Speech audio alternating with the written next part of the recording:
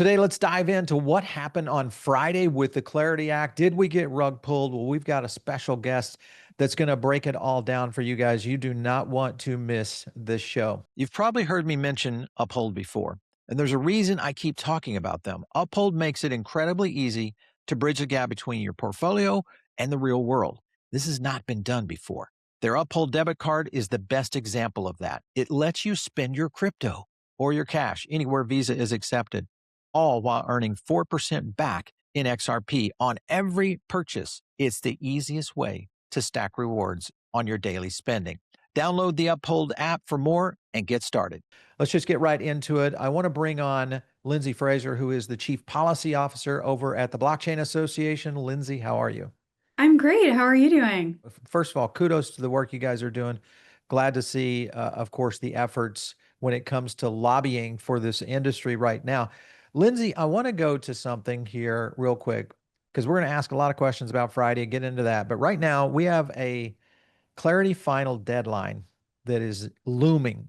Now, this looks like it's a long time, guys, but this is not. When you really look at the calendar, the congressional calendar, you're knocking off day after day because of weekends. They don't work on a Monday. And then before you know it, we're down to like less than 10 days. So this is a very critical week this week. What are your odds right now of this potentially passing? That's a great question. I mean, I'm continuing to stay optimistic. I think there's been a lot of progress in the last couple days even. So, I'm gonna put it at 60%, which is far Wow. beyond what Polymarket has it Yeah, at. yeah. I was just looking at Polymarket. It was 31%. I like your number, but now you got to back that up. Why? Yeah, so I think, and I know we'll get into it a little bit more, but we were expecting the text to be released on Friday. I actually think that if the text had been released on Friday, it would have been a version of the text that would have only had Republican support. And I know right now, as up to date as during the day today, there are continued meetings going on around the ethics provision, which is Okay. obviously a gating issue to get any Democratic support. So I actually think the longer we wait until text release, although obviously not too long, it increases the chances of the text that's released being bipartisan in manner, which obviously makes then the path to the actual floor vote all the easier. Yeah.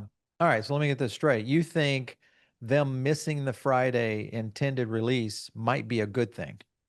Yeah, I think that if the meeting that happened last Thursday at the White House only had Republicans in the meeting. Yeah. And so, regardless of the outcome of that meeting, that solution needed to be socialized with Democrats, and I don't think it was Mhm. going to happen by midday Friday. And so I know that there's been some back and forth over the weekend. There's a few meetings today. And I also think, the Friday deadline was always aspirational. And obviously, Legislative Council needs to get involved in dotting the I's and crossing the T's when it comes Mhm. to adding in those last provisions. Right.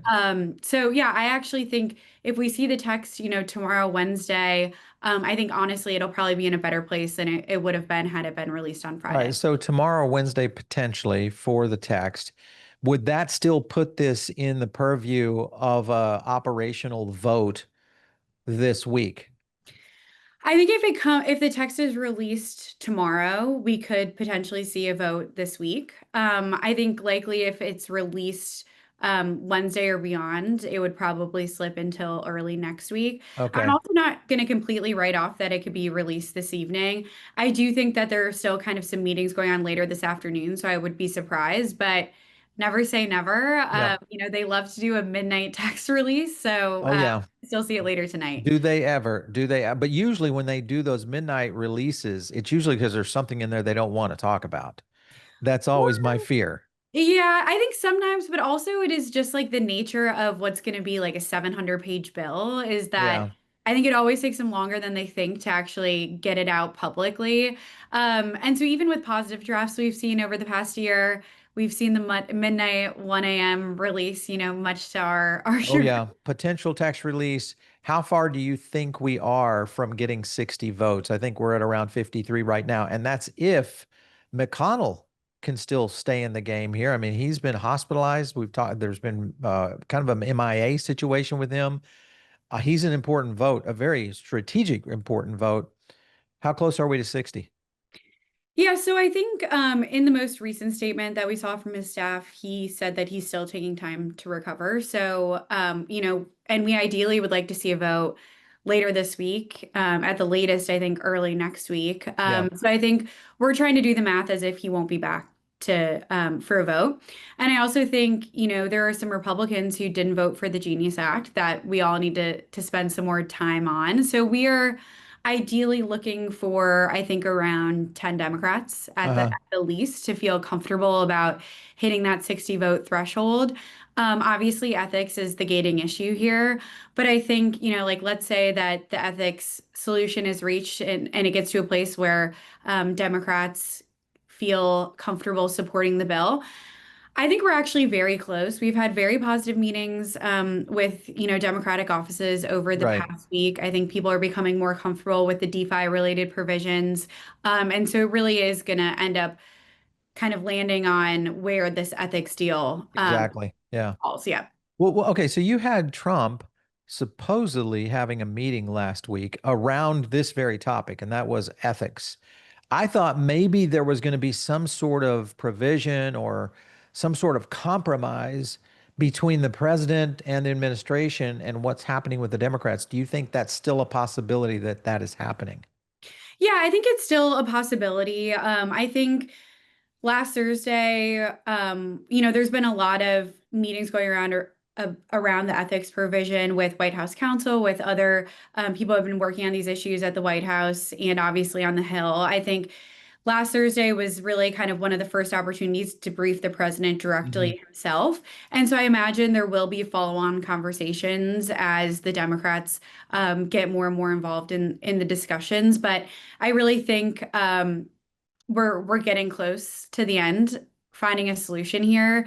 And I think we'll hear in the next couple of days exactly what the contours of that deal will look like. So we've been kind of pointing to the issue of the banks throwing these last minute hurdles in. It's their game.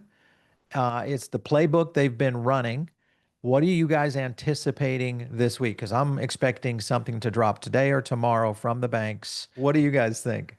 Yeah, well, we definitely have seen their continued involvement, whether it be directly through talking about Section 404, so the stablecoins reward section, or through, I think, getting some other groups activated. Yeah. I believe it was either early last week or late the week before, but the American Bankers Association put out another letter Hmm. referencing their requested changes on Section 404. And we hear in our Hill meetings that offices are still continuing to hear from all of the relevant bank trade associations here in DC trying to reopen 404. But I mean, I also think they have, decades and decades of lobbying experience and political capital, over the crypto industry, who's still relatively new. And so I think like when we expect that when the bill gets put up to a floor vote, to continue to hear from them even more intensely, as well from other interest groups that Yeah. I think are getting increasingly aligned with them, per their pushing. Do you think people are really supporting this on the bankers side of things? Because you've got, in the beginning, it was kind of like, hey, this is going to be a lot flight of capital. There's been many things, reports, including research. The regional banks actually might end up better off because they might be able to compete now with the big guys. Do you think they have anybody left to really support them through this final leg? I think they'll continue to try to find those people. I mean, like you said, the community banks, the regional banks, have, been kind of inspired to speak up on this issue against kind of the research we've seen. Like you noted, the Council of Economic Advisors from the White Right. House Yeah. found that the impact on deposits at banks is going to be very, very Mhm. minimal. Mhm. So, we have tons of research that support that this is not a true, fear. And at the same time, we see these big banks announcing every other day new partnerships with Yeah. different companies across Innovation. the industry. Yeah, exactly. And so, like to us, like this feels more like a Hmm. stall tactic than anything else because, they understand, I think, that this is the future of where finance is heading, and they want time to get, their internal infrastructure up to Okay. speed to be able to compete. But yeah, I'm sure they will continue to interact and inspire the community banks and regional banks to uh, to be loud about this. But I think to your point, this actually benefits both of those constituencies. That's a big one. One other area that we see a lot, well, specifically to what happened in the Genius Act, was the barrage of amendments that came in on the floor from none other than Senator Warren. You know she's going to do this. It's going to happen. You've got to have everybody prepared in the industry to fight against God knows what. Um, are we ready for that? Yeah, I mean, I think that the industry, as well as all of the Democrats who have been working on this issue in an incredibly bipartisan manner, um, are prepared for those types of amendments. I think that it's always interesting to me because for someone who is, skeptical of the industry like Senator Warren is, you would think that that would make them very supportive of the bill because it Yeah. puts guardrails in place versus the continued status quo of having unclear regulations. Hmm. And so I do think we're prepared, and like this is the culmination of years and years of education on Capitol Hill. And so I do think the offices who have really earnestly come to the table to put together this amazingly bipartisan product will understand, when we have amendments come into play that, we've spent the better half of a year specifically on this iteration of the bill, but this is years and years of work.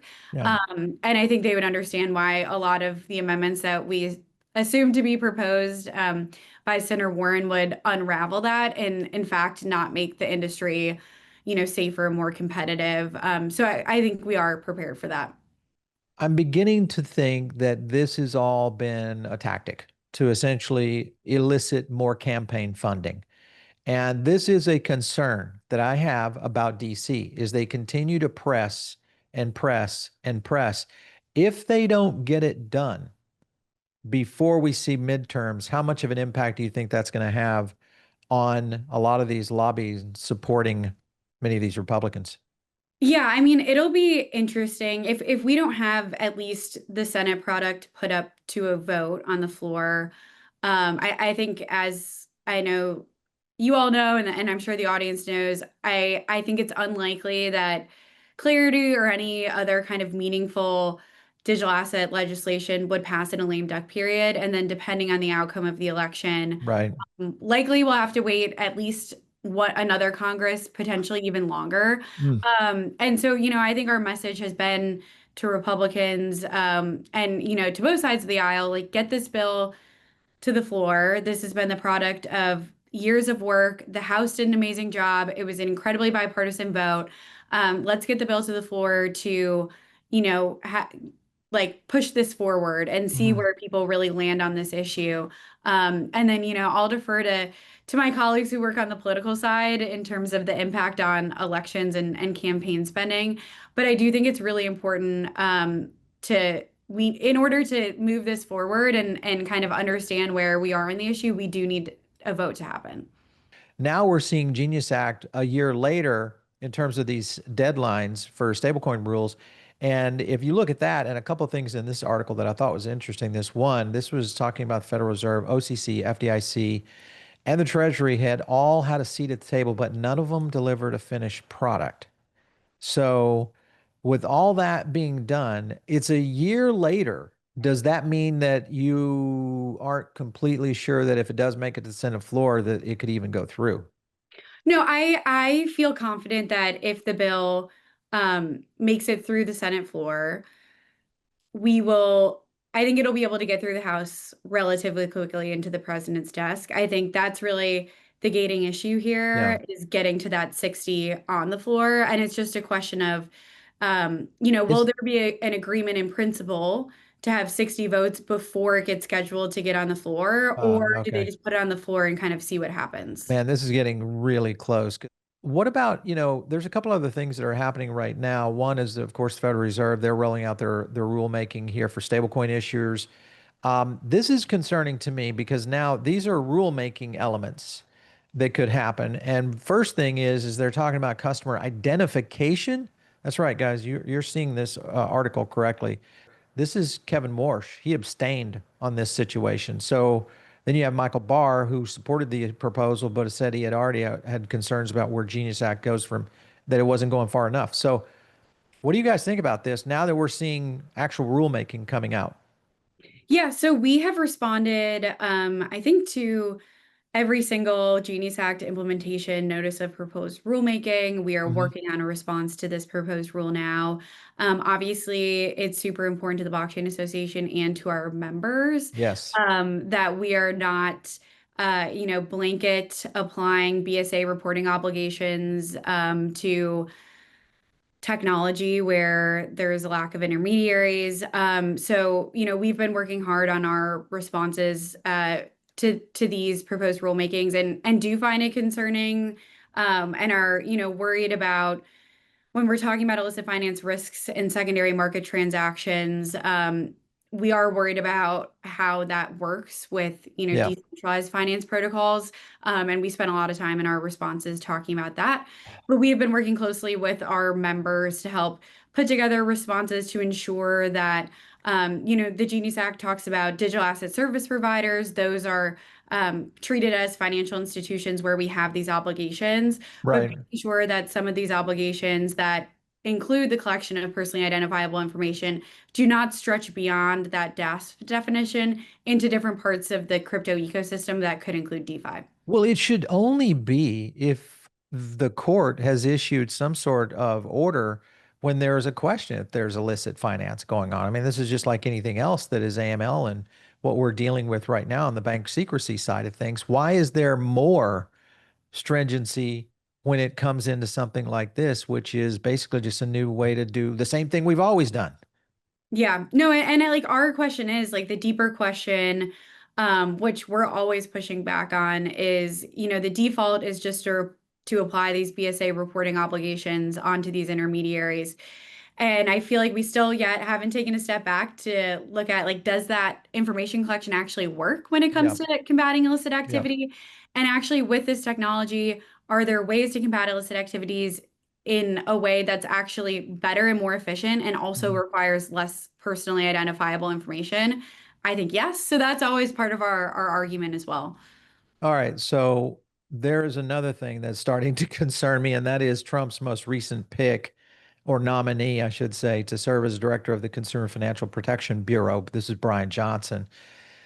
This is, when we dive in to him, a very pro bank support the situation. I don't know. Is this a good thing? Because this looks to me like Trump knows this guy is pro bank, and this is going directly at the core of what everybody is wanting, and that is financial freedom away from the big banks. So we've got the opportunity to do something else. What do you think about this? Yeah, I think honestly, my biggest fear with these recent nominations across the board is the fact that it is going to start eating into floor time on the Senate floor. Yes. So we have Jay Clayton, now we have Brian Johnson, we have the Hmm. Attorney General.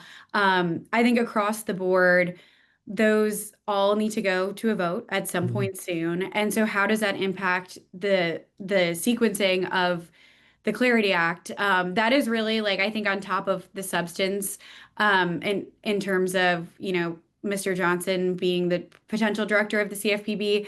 I think in the near term, I'm honestly more nervous about how these various nominations play into eating up the Yeah. very little available Senate floor time.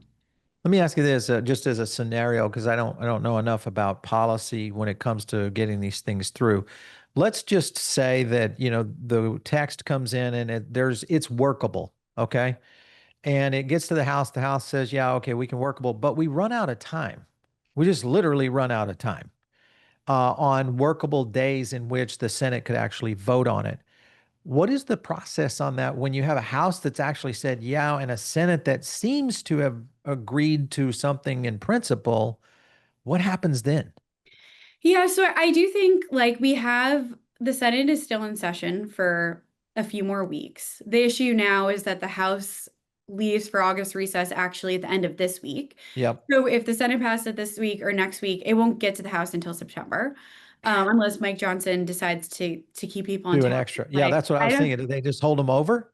They could. I think that there's a lot of like in district events, people are campaigning. There's some Yeah. hotels.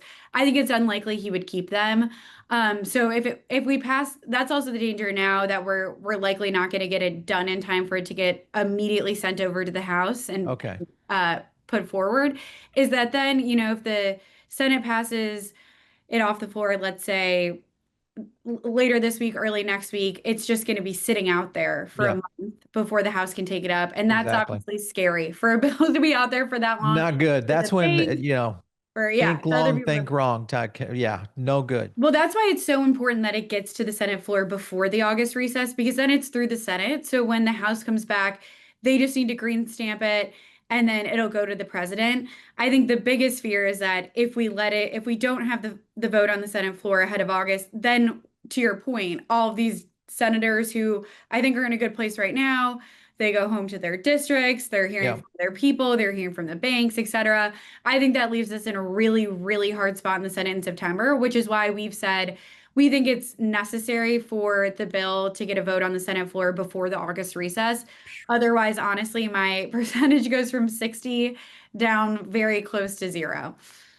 Ooh, did you hear that, guys? Very close to zero coming from the Blockchain Association. That's the kind of concern. That's the urgency that we've got out there. So hopefully you are talking to your lawmakers out there in your own districts to kind of continue to push, at least from the consumer side, that we want to get something done here. Listen, this has been great, Lindsay. We're going to have you back on, hopefully in better times where we're actually dealing with new policy going forward. And we got all kinds of good things to talk about. But thanks for coming in today. We appreciate it. Awesome. Thank you so much.